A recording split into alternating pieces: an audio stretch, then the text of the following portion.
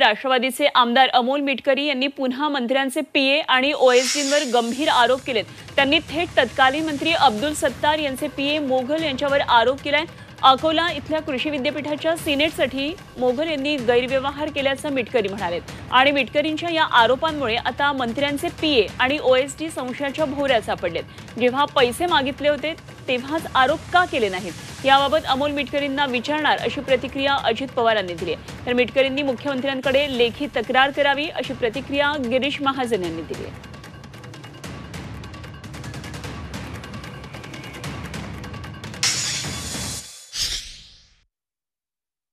मोघल जे ओएसडी आहेत, अब्दुल सत्तार साहेबांचे ओएसडी होते, त्या काळात सत्तार साहेब कृषी मंत्री होते आणि सत्तार साहेब कृषी मंत्री असताना त्यांच्या वडिलांची शिफारस त्यांनी राज्यपालाकडे केली आणि राज्यपालांनी पत्र देऊन आपल्या विद्यापीठावर त्यांना नॉमिनेट केलं।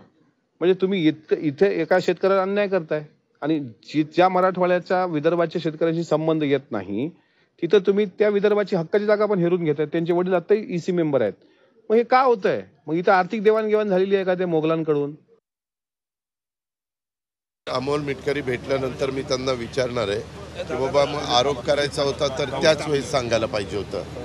गेल्या टर्ममधल्या मंत्रिमंडळातल्या एका मंत्र्याच्या ओएसडीवर आरोप त्यांनी केलेला आहे। तर ते बाबा ह्याचा इतक्या उशिरा त्यांनी काय सांगितलं? ह्या गोष्टीला सहसा लोकप्रतिनिधींनी ह्या गोष्टी तातडीनं लक्षात आणून दिल्या तर आपल्याला कारवाई करणं सोपं जातं। काय आरोप केले मला माहिती, त्यांनी कोणी पैसे मागितले, काय मागितले, त्यांनी मुख्यमंत्री महोदयाकडे तक्रार करावी, लेखी स्वरूपामध्ये करावी। आणि म्हणूनच आपल्याला माहित असेल की या सगळ्या बाबतीमध्ये आता यावेळेला माननीय मुख्यमंत्री महोदयांनी अतिशय कडक पवित्रा घेतलेला आहे।